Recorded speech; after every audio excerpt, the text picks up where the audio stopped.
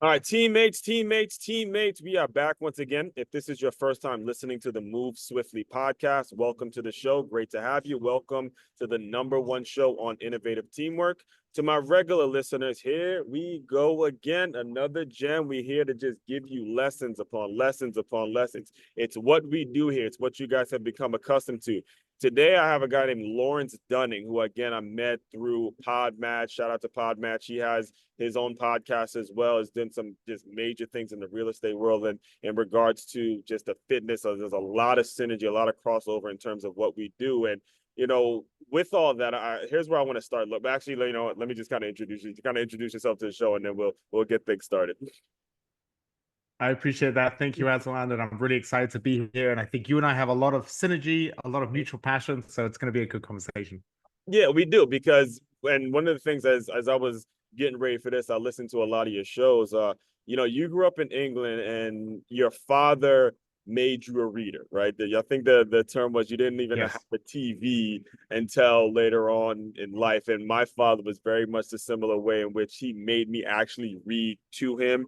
And one of your passions now with, all your all the things that you've done real estate wise, all the things that you've done, in jiu-jitsu and all that, one of the things that I heard you said you make time for is being a dad. So I think the best way to kind of start off is talk a little bit about your upbringing, how you came up, and what attracted you, first of all, to do real estate and all that kind of stuff. So I'll give you the mic for a second to kind of talk about how you came up and some of the things that were instilled in you as you grew up to be so productive. Well, I appreciate that you're perceptive enough to start at the beginning because so much of our character is developed when we're young. And Yeah. I actually put a post up today on Instagram of my dad. He's 75 and he's hanging off some mountain in the Alps rock climbing. And I'm just like, man, like I realized like I always wish when I was young, as when I wish he had sat me down and explained certain things to me. But his way was, I'm not going to tell you, I'm just going to live life and you're going to learn from that. So I think that was a really, really cool blessing that I had. But one thing I feel like when I was young, he instilled in me the fact that if you work and make money, that's great. But if you work, make money, and invest it, and buy something straight away, then that's even better. So he had me investing in the stock market when I was 12 years old, 13 years old, 14 years old. I started working, helping around the house. I had side jobs in the local town when I was young. So he had me invest that money and just have that kind of relationship with money, the delayed gratification. Mm-hmm. And then, so as I got older, I had a background in finance. I was working in finance, and then I was looking for ways to. One thing I've realized, and this was a very painful lesson, and some of your listeners might know this, some might not. It's two very different skills to make money and then to keep money. They're two very. Some people confuse them and think it's just one, but it's two very different skills. And real estate is a great way to maintain and grow wealth safely. Mm-hmm. So that's kind of how I found my way to real estate. I made a lot of mistakes when I was young. I made a lot of money in finance, but I didn't invest it wisely, and I blew through it. I made all the mistakes you could make as a young man. But and one more thing I'll just say is Yeah, go ahead. that reading is so difficult today. We're also distracted, myself included, with cell phones and technology in our pocket, and there's so many distractions. But I really do think, and now I have a 3.5-year-old, and I'm already seeing him reading books, and I'm reading with him, and it's Right. just such a good habit is to go deep in certain things. So when you're getting those quick, 1-minute videos, 30-second clips, you're getting information, but you're not really going deep anywhere. And I Right. think it's so important with in today's world that's so everything's competing. We're an attention economy. Everyone's competing for our attention. Is just to put the technology aside and just read old school books like an hour at a time. I think it's so good for your brain, especially young people. There's so many distractions. It's good to really slow down and go deep. So I'm so grateful that I had parents that had that focus when I was young, and I think it's a great habit that it's not easy, but I'm trying to keep that now the rest of my life. Yeah, and you kind of brought up something that I think is very, very important for not only just the current listeners, but everyone out there that has this issue. And it's all about money mindset. All right. And there's Mm. so many people who have a very poor money mindset. And even you kind of started to admit to a little bit making mistakes. Can you kind of speak on, because you were someone that, again, you said your dad had you in finance and he taught you investing, not much like my father. He ran his own business. He did his own taxes. He just made me aware of how to sort of take control of your finances. But even like you, I still made some mistakes, plenty of mistakes, went bankrupt, lost everything, got a car repossessed, the whole thing. Can you speak on a little bit of the tactics that you you teach people to get them out of their poor money mindset where like you said, spending money on something is not the same as saving it and investing it and seeing profits grow and things of that nature? Oh, well, I'll give you a great example. I Mm-hmm. think there's some statistic. The average multimillionaire has 7 different sources of income. And the mistake that I I have heard that. Yep, made, I've heard that. yeah, yeah. And the mistake that I made is I had one source of income, which was trading, and it was incredibly profitable. I made all this money on the trading floor. Mm-hmm. And I didn't realize that, that was great in that time and place. But then Mm-hmm. the high frequency trading came in, and that business model no longer existed. So I took a little break. I was following some sporting passions and just following some dreams. And in my Mm-hmm. mind, I was thinking, I'm going to go back on the trading floor when I'm done and keep making all this money. And I didn't realize that when I was gone, that whole business no longer existed. So I had Right. to completely find a new thing. So I love just telling people, I'll give you one easy revenue stream, and that's real estate. Because most people, if you're paying taxes and you can just get one investment property, it's going to be, even if it doesn't make money, if it just breaks even, you're going to get, and it doesn't appreciate. So obviously it probably will over time appreciate, and hopefully it has some type of cash flow, but it's going to be a second source of revenue. And that's our goal as we get older, is to try to diversify so we have different sources of income, so that when things happen that we can't predict, because no one can predict the future, we're going to be okay. And I think you and I are living through this crazy time where who Mm-hmm. knows how many careers and jobs are going to get lost through artificial intelligence, for instance. It's just that Right. Right. technology makes things move at a pace that's so rapid that we have to be willing to always pivot and adapt. So trying to get ahead of it and just trying to get that financial education to try and diversify your income a little bit, I think it's a really smart move. Okay, so let's dive into a little bit of your story, because one of the things that I've been on record saying for a lot of times is how working out and maintaining a level of fitness, in particular, combat sports fighting, because we're in business and we know it's a fight club. It's a fight. You're going against other business owners every single day. And you kind of already mentioned it, that you were you were trading, but then you chose to take a sabbatical to do jujitsu, to compete and, become a black belt and stuff like that. Talk a little bit about how that training has actually helped you as a businessman, helped you come back and say, okay, I know it's not what it used to be, but there's certain things I've done through my training that's allowing me to profit as a businessman, allowing me to get through the tough times, allowing me to maybe make those calls, make those sales, deal with the rejection, all that stuff. I'd love to hear how you were able to use that to help you in business. Well, you kind of touched on some of those things. I've Mm-hmm. had 3 different careers, right? I was in Yeah. finance, then I was in trading, then I was fighting professionally at MMA, and then I'm in real estate now. And of those 3 careers, completely separate, there's certain themes that I think come across all of them. And you mentioned a couple of them. I mean, the ability to, they say in boxing, you're not going to get through a boxing fight without getting hit, or an MMA fight, but you can't let that deter you. And it's the same with business, with say you're working in real estate, or say you're investing in stocks. You're going to make a couple of bad calls, you're going to lose money, but that's just part of the game. And there Mm-hmm. was a wonderful mentor when I first got into trading, very, very wealthy guy. And he said to me, he said, if you're trading and 60% of your trades make money and 40% of your trades lose money, at the end of the year, your profit is going to be the difference, the 20% difference. But if you let the 40% of losses get you down emotionally, get you in a bad place, make you lose your trading strategy, you're lost. So you really have to have a good mindset. And I think mindset is so important in business. Well, you need the combination of the mindset plus the technical skills. You can't just have one or the other. And I think just being a scrappy person and fighting and having that fighter's mentality. I love the fact you mentioned that, because when I was trading, you're literally physically in the pit sometimes, fighting to get an extra broker to get on a good trade with a lot of money.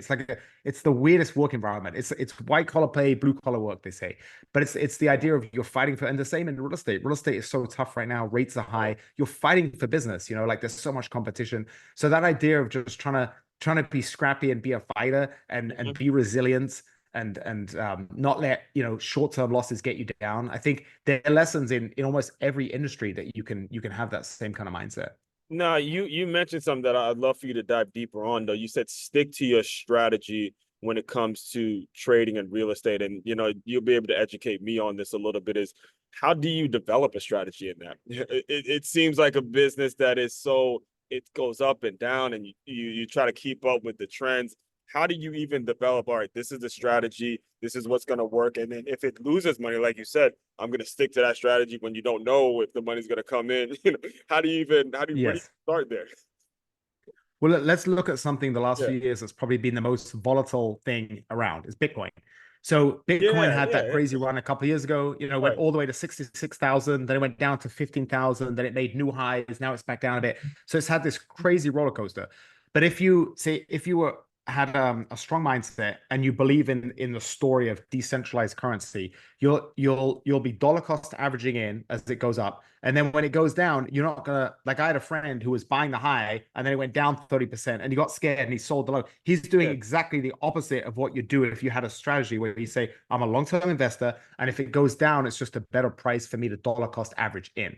So that's an example of something where the strategy would be, am I a trader where I'm trying to trade this thing day to day, or am I an investor? Most people are investors, but they get confused and think they're traders.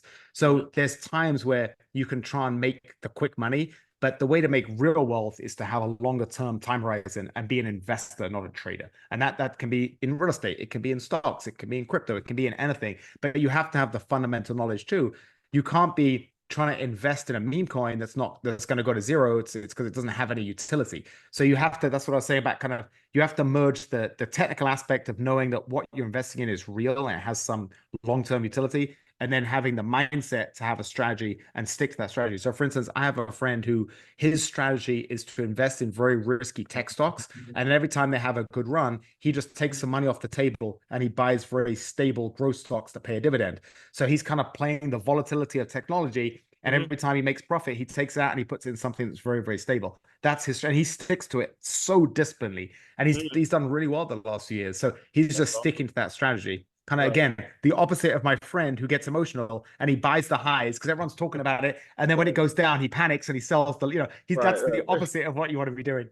right. So when does the human element play into this? Because I've heard Warren Buffett say this on multiple occasions. He debunks this idea that he's some genius. He really does. He says, look, the stuff I don't know, I stay away from those. But the stuff I invest Mm. in is the stuff I actually know. So let's say there's someone listening in that has ambitions of being an investor, and they want to get into it, but sometimes again they may not have the background like you had with the finance where they know what questions to ask. Where do you advise them to start in terms of, all right, maybe start with something something you're passionate about? If you lose money on passion, how do you kind of point them in the right direction?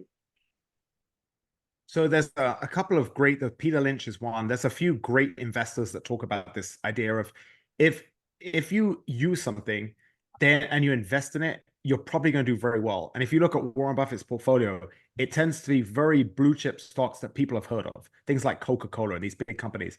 But if I looked at myself the last 15 years and I say, what have I been using consistently? Well, I like Apple products.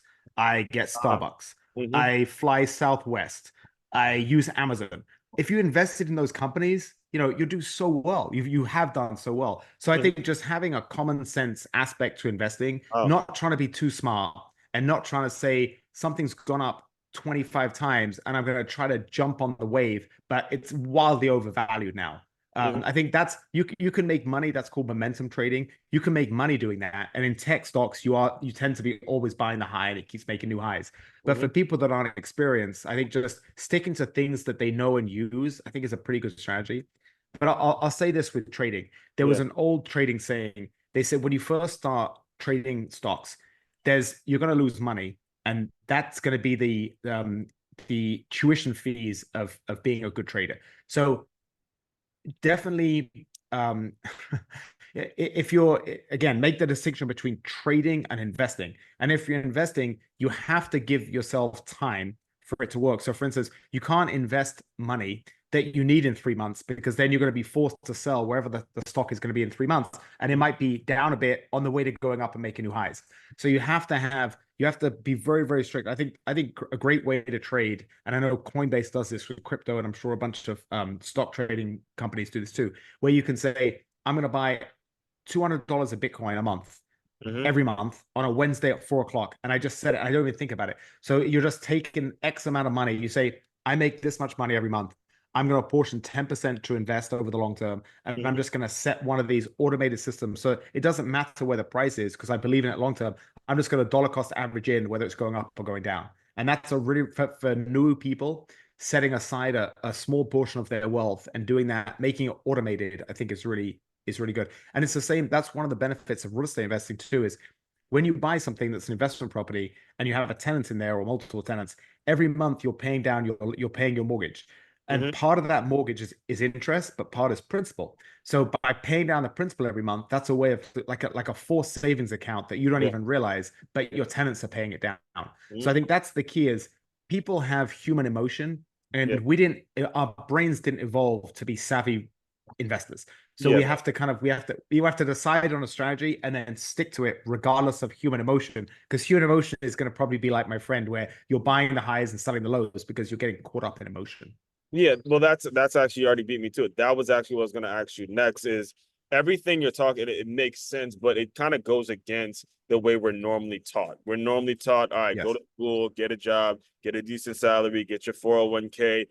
How do you stay so consistent? How are you able to stay so grounded and sort of explain this? I mean, I know you're raising a family now, but obviously these things didn't happen overnight. I could only imagine you maybe running into somebody trying to explain what you do right after you were done, with your jiu-jitsu, and they're like, "What is it he does?" I mean, I could see how that can be very confusing to people. What would you say is attributing to your ability to stay afloat when you kind of are in a high risk business? That's a great question. Mhm. I think when you're young, you have to keep your monthly living expenses low. And the biggest mistake that I see Very people true. make, Yeah. the way that I made all my wealth when I was in my 20s is I I got my first bonus to the trading company and I used it as a down payment on a one-bedroom condo downtown Chicago. And then I stayed in that condo for 10 years. And so the whole time as I'm making money, it was just going up in my trading account. I made some investments in real estate and my lifestyle didn't increase. And I think the problem people have is as their wealth goes up, their lifestyle gets fancier and fancier and they buy things that they don't need to impress people that don't matter in the big scheme of life. And Hmm. then as soon as they have a bit of a pullback in their fortunes, suddenly they're in trouble. So I think the best advice is really think about. I see this a lot, and I give this advice a lot to people. Is be careful who you're investing time and money in. Who are you trying to impress? When all is said and done, every study from every person at the end of their life says the same thing. We always think we wish we'd cared less about what people thought of us. We wish we'd follow our dreams more. We Yeah, wish we'd spent exactly. more time and energy with family and friends, right? Close friends. Exactly. Nothing Exactly. else matters.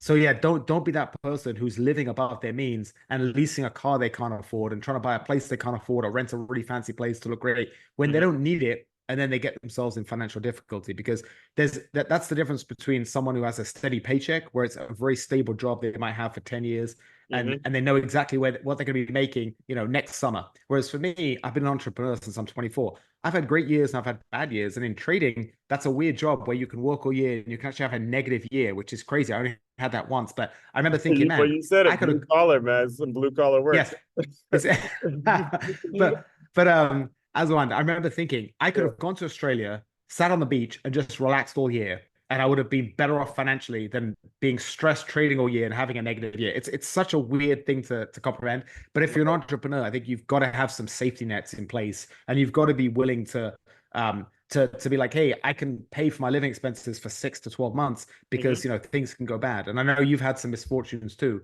Yeah. I think in business, I have too. Trust me, I've got a lot of successes and I've had some failures too. And I Yeah. think the best advice, one thing this is just in life, this is not Mhm. just in business, but it's in health, it's in romantic relationships, it's in Yeah. friendships. That we have good times and we have bad times. And Mhm. one of the saddest things for me is arrogance and hubris, because that's when someone's at the top of whatever success they're so proud of. But the world unfortunately is cyclical and people do fall on tough times. So I think Mhm. when you're doing really well, you should be putting some money aside. You should be being a little humble. You should be thinking the role of luck and fate because things are great, because it's not always going to be great. And that's one lesson that I've learned the hard way. Yes, and I'm glad you said that because as listeners who you may be doing well or you may have something happen, understand when you decided to put that money in a condo that you ended up living in for 10 years, that becomes your asset. I tell people all the Yes. time, listeners are probably tired of hearing me talk about this book, but Rich Dad Poor Dad by Robert Kiyosaki, where he explains put your money into assets that are making you money, something that's making you money. And even though you may have had those rough years, the money that you could have spent on a Ferrari went to a condo, and it's actually going to be, you're going to be fine. It's all going to go back to discipline, discipline, discipline, discipline, discipline. Did I say discipline enough? You've got to be very disciplined in regards to what you do when you are, quote unquote, have the bag or whatever it is you have, because it's not going to be every day. So as former athletes, I think it's very important that you young athletes learn that, because again, say it all the time, 1% of you are going to play pro. One. All right. The other 99% of you are not going to make money through whatever athletic endeavors you have. And it's important that you develop this mindset. So, you know, when it comes to what you do, I want to make sure we dive a little bit into your intellectual property as well. When did your books come? Like, when did the idea start hitting you to put out a book and help people, and, you know, put out a podcast and all that kind of stuff? You know, the podcast came from 2020 when the world shut down, and Yes, I so did this, started. I was, by the way. yeah, I love it. I get so much out of podcasts, and it was just Yeah. a case of I have a very unique circle and like friends of friends where it's a mixture of entrepreneurs and athletes and very successful people in different ways of life. And I just wanted to have those conversations. And I did it selfishly for me. And as soon as you start getting positive feedback, when you get these really nice messages from people, and that's really kept me going. But I just published a book on real estate investing a couple of months ago. And the reason I wrote it is because people would say to me all the time, do you have a book? I want to learn about investing in real estate. Is there a good book? And there just wasn't one.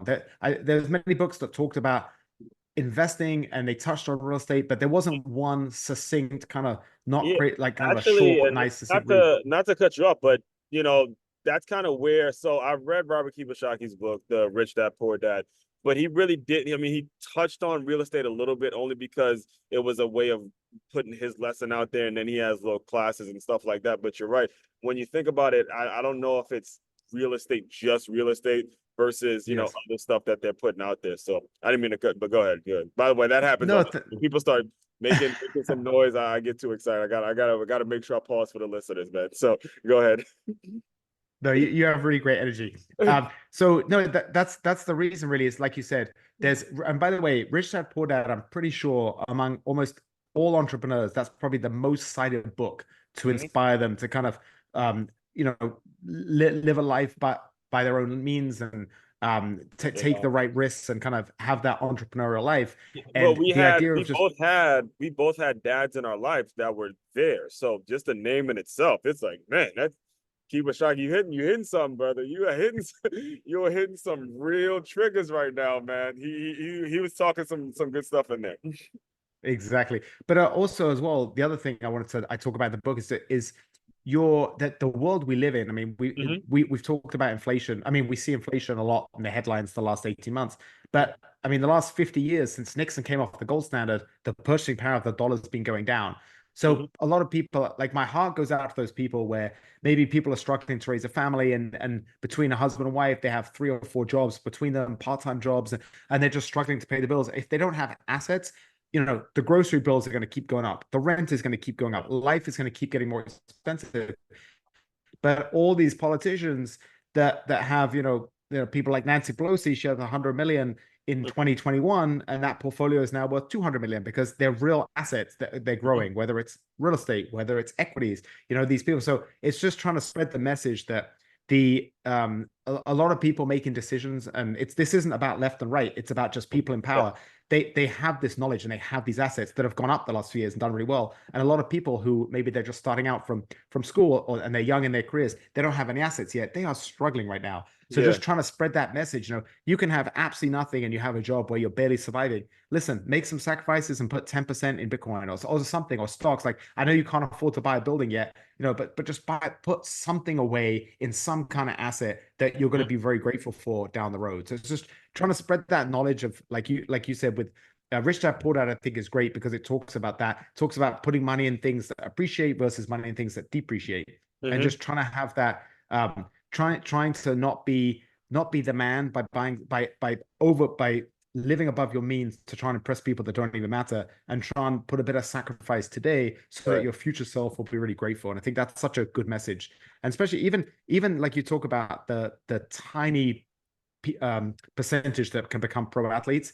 Even among pro athletes that make all this money, how common is that story? Like they made all this money in their career and then they end up broke. It's because there's, like we talked about, there's two different skills between making money. Obviously, they can make money, but they don't know how to invest it properly and keep it. So I think just spreading the knowledge of financial literacy is such a powerful thing. And I wanted to just shout it from the rooftops because I don't think money can solve all your problems, but it'll solve your monetary problems, and that'll enable you, in my opinion, to live a great life if you use money wisely. Can you kind of clearly, for our listeners, clearly define what an asset is? Because what I've learned throughout the process is just buying a house doesn't necessarily mean it's an asset if it's costing you too much, if it, starts to become something where you're not seeing any appreciation. So there's some people that think just because they're in a house and they're paying a mortgage that they have an asset, but there's no telling if they're going to be able to sell the house for more. There's just no predicting the future. So can you just clearly define for our listeners what exactly is an asset so they know exactly what they should be investing in? Well, I'll say two things. Before I answer the question, I'll say about real estate. If you're renting a property, it's not that you don't have any real estate. You're actually negative the real estate market because you don't even own the place you live. If you own the place you live, you're neutral real estate, and you're only owning real estate as an asset if you have your place you live in and an investment property. What you said is very true, though.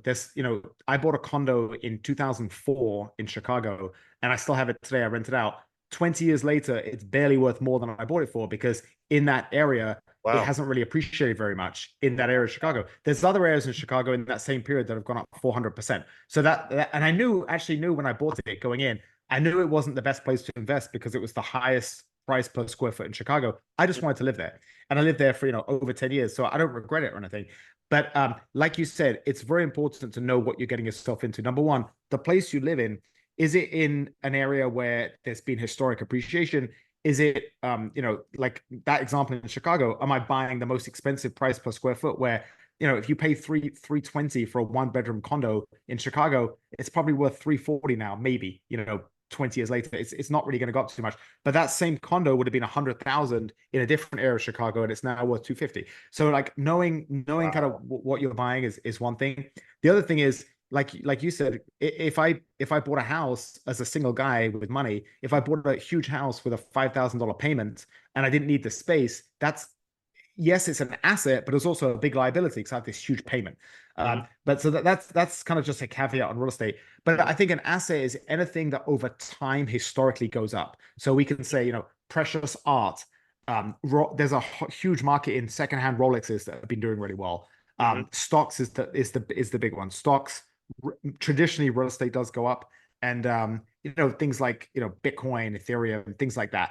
So they're all what I would consider assets. Some are more stable and safe, some are more volatile, like even just in one area. So for instance, in real estate, you have very safe, stable real estate, then you have more speculative real estate.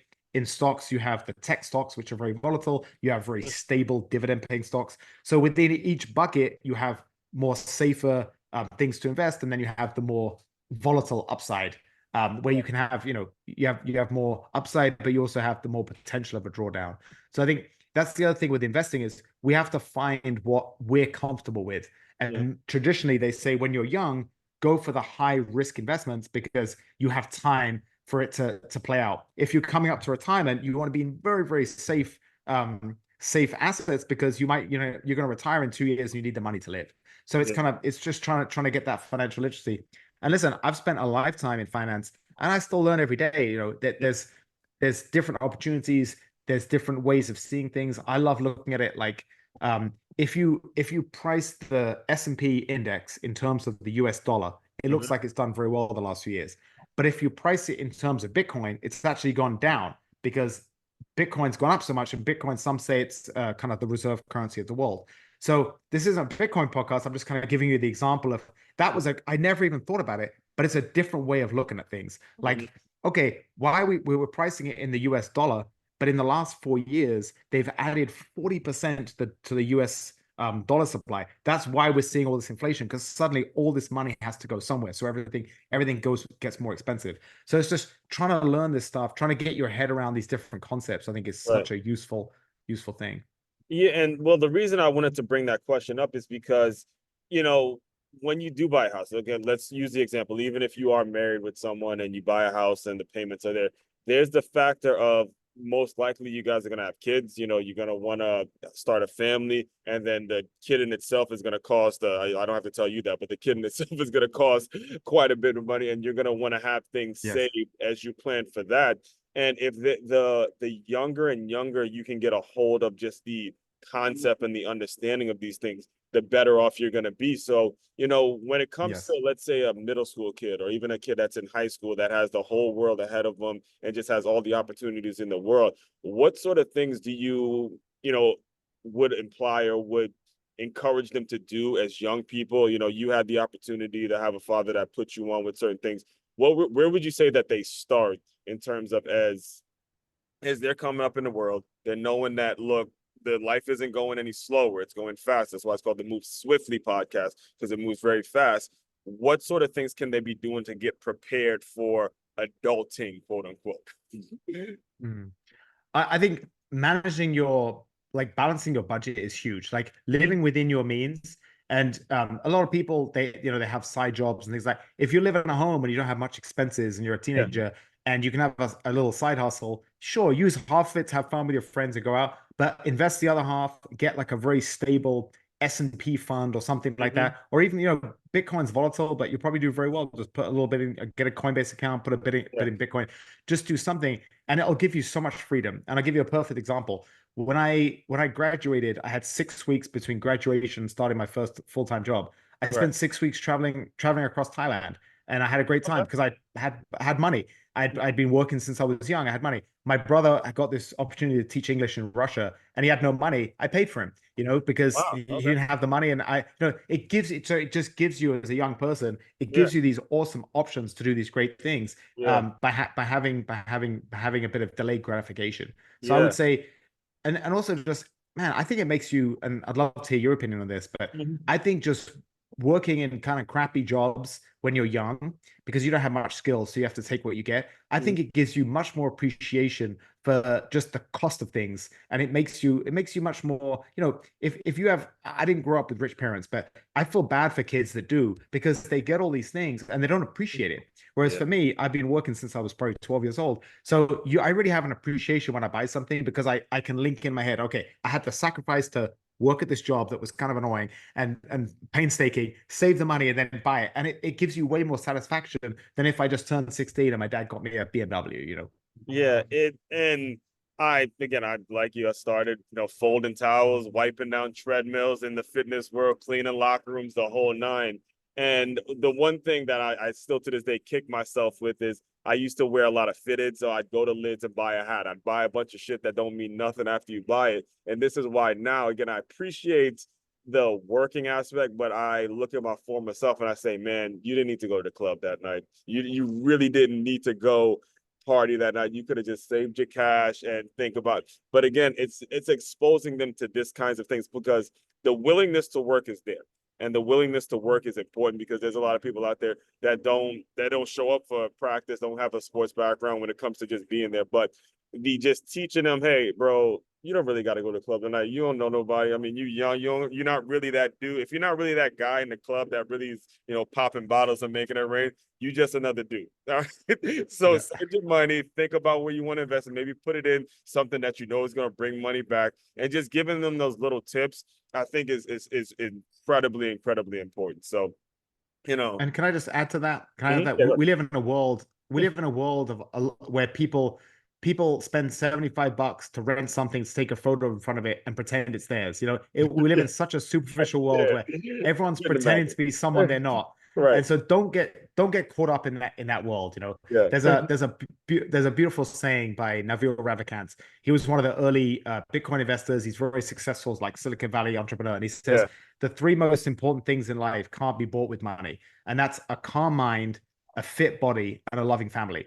And I think Yes. just that's such great advice to focus on people. Listen, money's great. I enjoy taking nice trips, and I live on 8 acres, so money can buy great things, but at Yes. the same time, if you're not happy when you're broke, you're not going to be happy when you're wealthy. So just try to get the most important things in life in order first. Yes. Thank you for sharing that. That is important. my mom teaches my niece something called the three B's: your brains, your body, and your bank account. And she's getting into her high school years, and she recites that: brains, body, bank account. You want them things just pumping, because, and then I'm glad you mentioned the body aspect too, because that leads to the confidence. There is a correlation Yes. between the way your body works and the way your bank account is going to look. I'm just telling you guys the facts. All right. You got to make sure you're on a regular workout routine. So, with all that, I do want to be very respectful of your time. Can you kind of tell people what's next, what's coming down the pipeline, and, how to get in touch with you and all that good stuff? Well, thank you. It was such a pleasure. And I just want to piggyback what you said.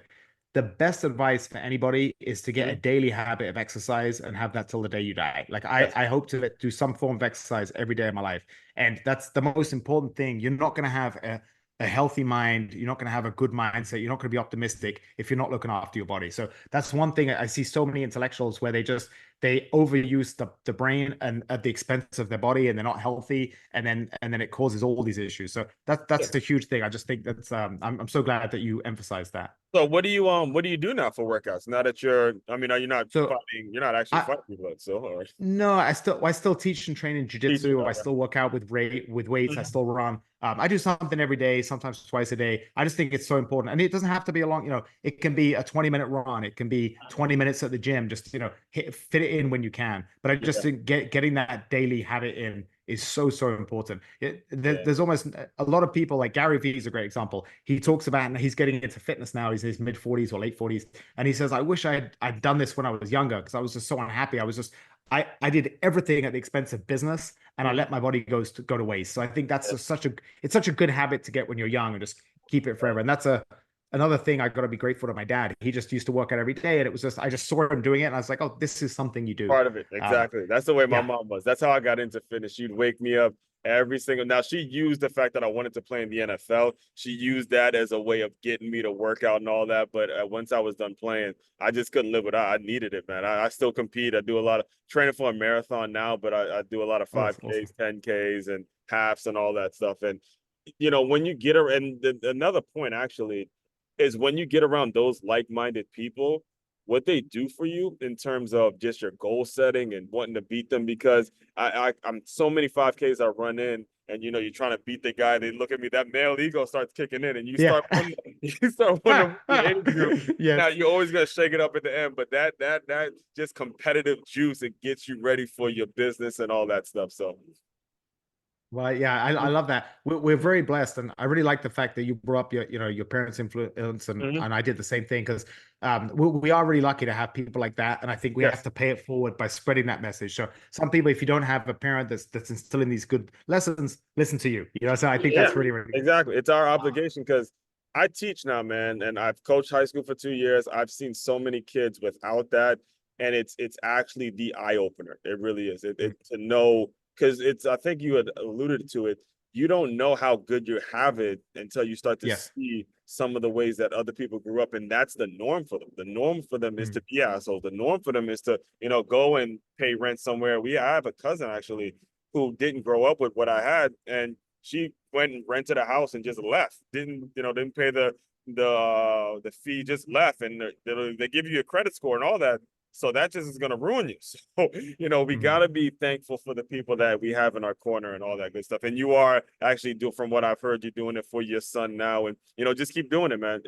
It's helping somebody. Just know that.